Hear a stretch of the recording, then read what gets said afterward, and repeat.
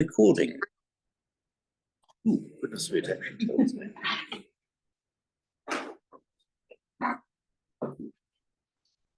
Good, welcome everyone. It's being recorded for the benefit of people, for the benefit of, well, anyone who's recording it, to state the blue and obvious. Shall we chant that via do we chant the via Dhamma Sankhara? Something this. Via Dhamma Sankhara something. Sorry, Anne, I'm not quite with you. Like, is it on the Mangal or something? Via Dhamma Oh, the lost words. Appamadena Sampadeta. That is 4 words. Yeah. 4 words. That's so practical with meaning. So tell us what it means. Okay, Vaya Dhamma Sankhara. Appamadena Sampadeta. Oh, so before we go into that, before I forget, I did mention to you, I think last week, the great and wonderful Arthur Anthony McNell.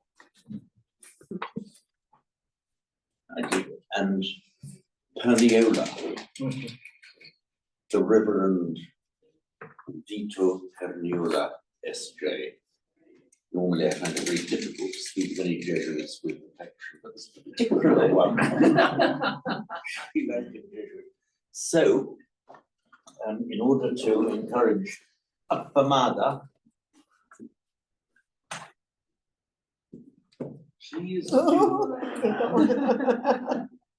do have Macdonald Sanskrit grammar for students and for yourself, Jiyong, as well. Is there a, can we reimburse you, please? Sorry? Reimbursement? No, only any 5p pieces that you happen to have on you at the moment. But otherwise, no. That's a very long story. I won't bore you. Well, surely bring some fine pieces. No cheating by going to a bank and getting any that you happen to have on you at the moment. Otherwise, no.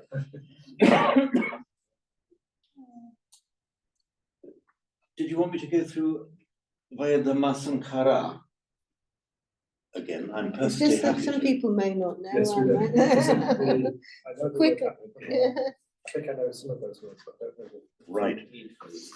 The wonderful thing about Vaya Dhamma Sankhara is that they are the last recorded words of the Buddha. Vaya Dhamma Sankhara Appamadena Sampadeta. And those are his last recorded words. Which is why I've said that this Appamada is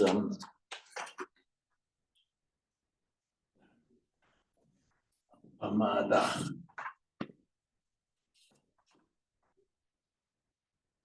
There's a good argument for saying it's the most important single word that the Buddha ever said. If you had to vote for the most important single word he ever said, that's the word that would have my vote.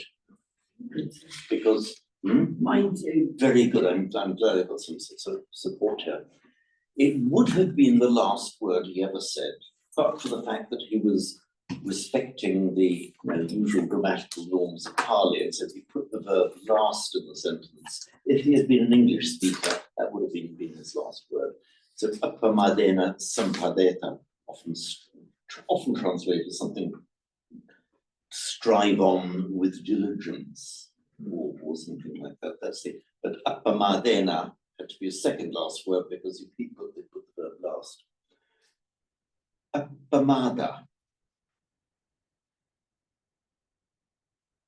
Do you know the word Appamada, Jiyong? There is Pamada and Appamada. Now, let us look at the root mad.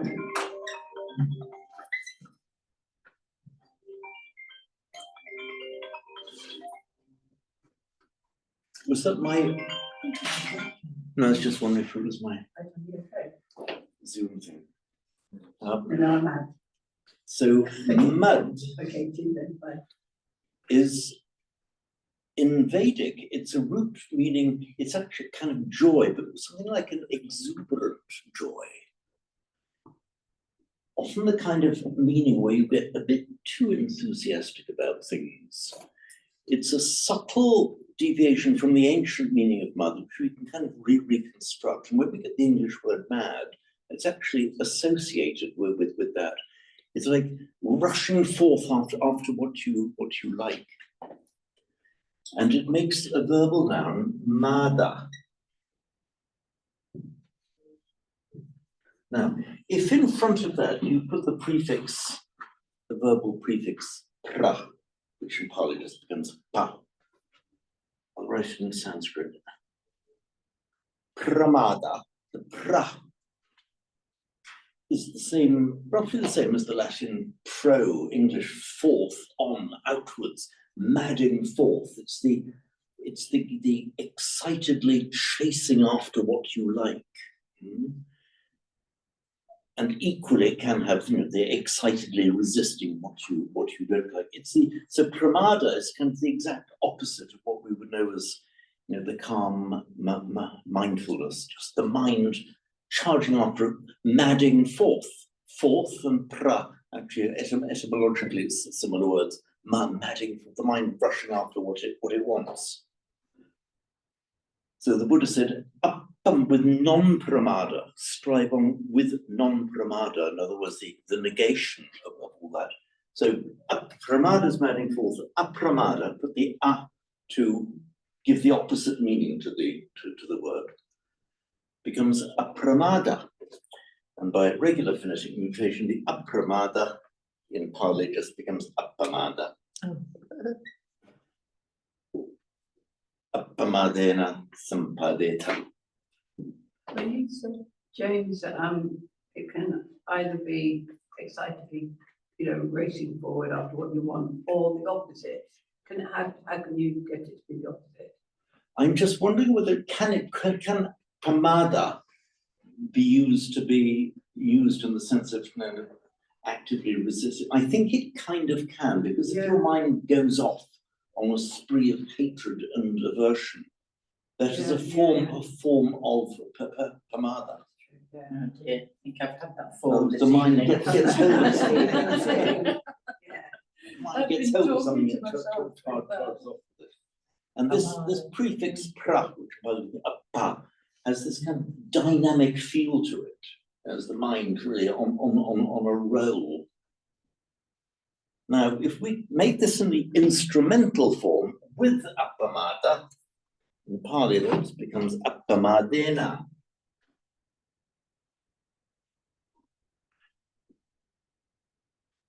It's the ena, the instrumental ending. So appamadena is with appamada, with non-pramada. If ever I say something that puzzles you, you don't quite understand, please stop me. I hate to get to the end of a session with people who's talking about it. Please do stop me and ask for clarification. Now, you have to remember this. We've been doing it a bit before. Don't you ask, because it's really annoying if you go away and think, how did you get that to that? So can I ask then? So this, it's sampadeta, there should be Oh, Yeah, it's always good to hear it again because I can never remember it. this is the word that gets translated as diligent.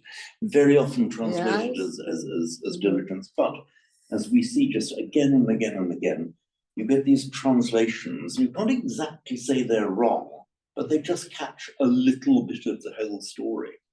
And just like samma being translated as right, as in sammadeti, so right, you can't exactly say it's wrong, but it's wrong to assume that it tells the whole story. It doesn't, it tells only a little bit of it. And then the kind of striving bit of that sentence is the Sampadeta. okay. So this is with appamadena, with non-madness. with non-madness, with non-madding forth, yeah. I wonder how they get the word diligence, because to me, diligence has got quite a sort of calm, steadfast consistent sort of Yeah. way. I'm trying to, is there anything in the etymology of diligence that would make you feel it links in with this? It's a bit of a heedfulness is another translation. Again, it's partial, and people have looked for English words here and there that will capture it, but there is no English word that fully captures Appamada. No, yeah, like less hate, more haste, less speed, is that sort of. There are Like, you know, all of these expressions that shine a little bit of light on a larger structure. So sampadeta, it's from the root pad.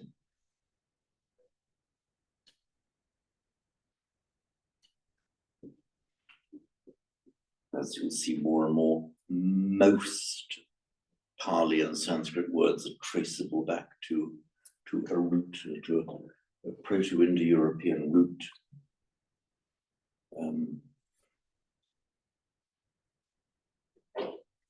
I got quite a shock earlier this week, because so often I've been in previous talks, I've been talking about PIE, which is Proto-Indo-European, and that's the standard abbreviation for it. The ancient language, the root language from which Sanskrit and indeed our own language. So PIE, been often talking about PIE until I heard somebody talking about the paedophile information exchange. So, goodness me.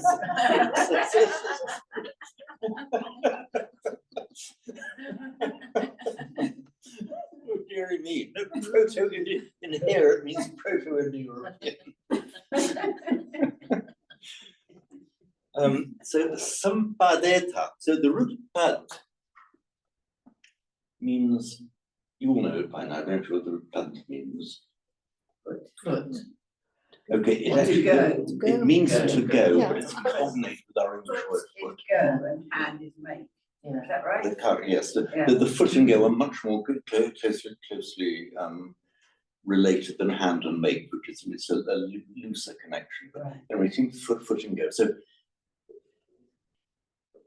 pad is just going, you see. Sampad is the idea of a successful going, getting something.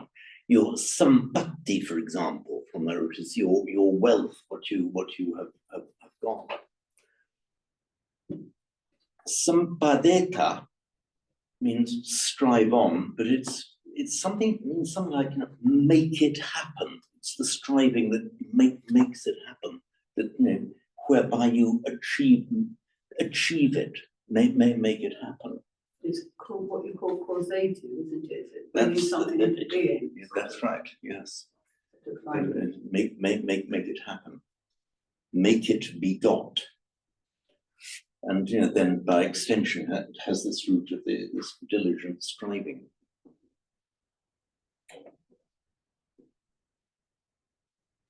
Make what happen? Up on my day. That's how you make. That's how you do the striving. So that's the instrumental with Appamada. It's the manner of doing it. So it just means that I suppose everything I've been telling you to do for the last 45 years, carry on Appamadena. I suppose he's also saying something that Vaya Dhamma Sankara, that is linked to seeing that clearly, you go forth with diligence, so you go forth. Yeah, Make I it suppose, happen. yeah. You make that understanding, that wisdom of the Vaya Dhamma Sankara. You integrate that wisdom so that you don't just rush forward. That's it. I suppose it could have been done with both, meaning you integrate the wisdom, but also being aware that everything is just going to change and collapse and morph into something else. Strive on with diligence rather than just be caught up in samsara, this constant changing. Something like get on with it without getting stuck in your crap. That would be, yes, I haven't actually seen it translated in that way. But yes, you've got the idea. You've got the idea. Via Dhamma, is it Vaya. Via Dhamma? Vaya Lama. Vaya I'll Lama. explain why.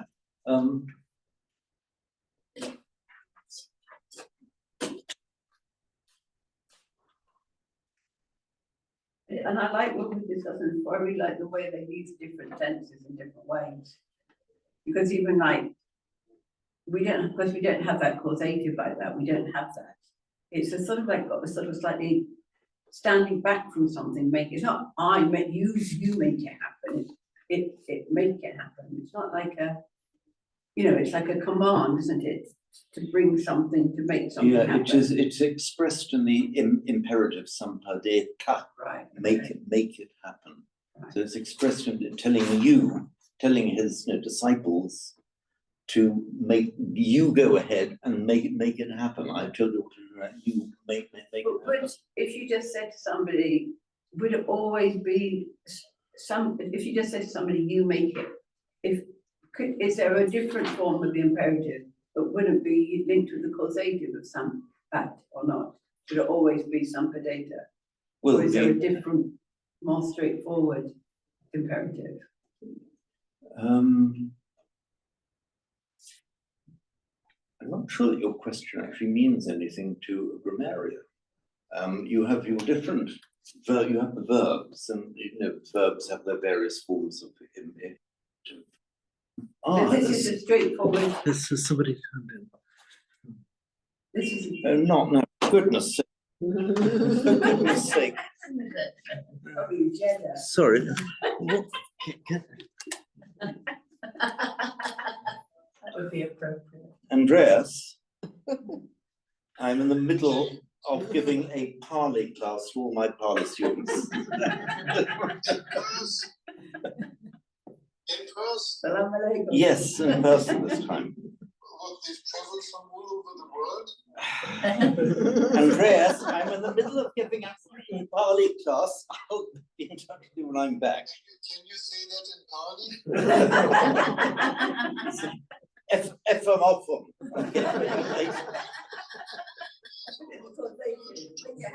I'll be home at about 9:30. This is causing great merriment. Sorry about that. Oh God! Now the Zoom has stopped now.